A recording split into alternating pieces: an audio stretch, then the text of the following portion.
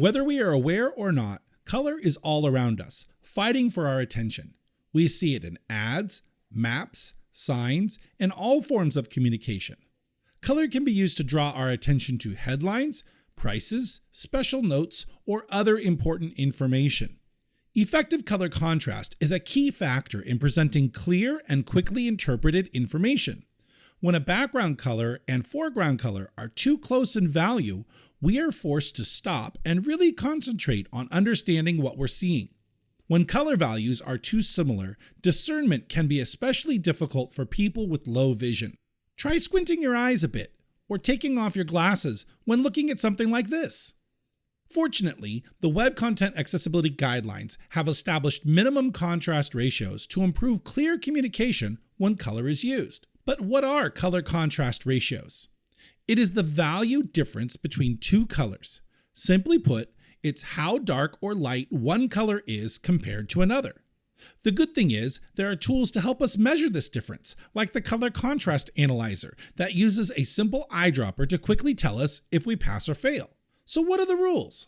The Web Content Accessibility Guidelines Success Criteria 1.4.3, Contrast Minimums, which is a AA requirement, tells us that we must have a contrast ratio of at least 3:1 for large text and 4.5:1 for regular text and images of text.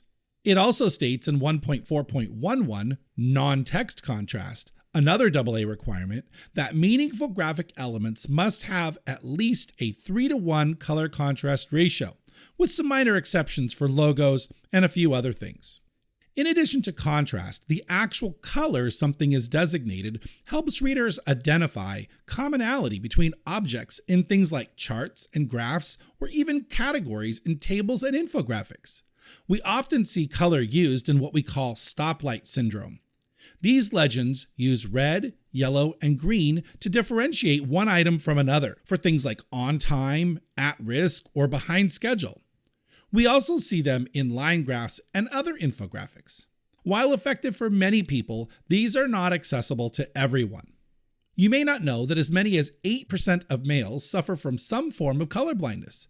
This number is even higher in predominantly white populations. The most common form of color blindness is red-green color blindness, deuteranopia, which is the inability to differentiate reds and oranges from greens. The Web Content Accessibility Guideline covers color blindness as well. In Success Criteria 1.4.1, Use of Color, it states that color is not used as the only visual means of conveying information, indicating an action, prompting a response, or distinguishing a visual element. So what do? How do we overcome these accessibility barriers? By using shapes and labels, we can further differentiate one element from another. This minimizes the possible confusion based on a person's ability to perceive color. In addition, shapes and labels can make things clearer for everyone. Don't forget, we can use line styles and patterns to make things clearer as well. But be careful not to go overboard by adding too many distracting patterns. Adding labels is often the best choice.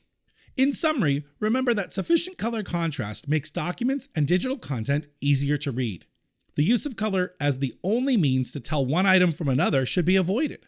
We can use shapes, labels, and other stylized treatments to help differentiate important objects. And lastly, accessible color best practices benefits everyone.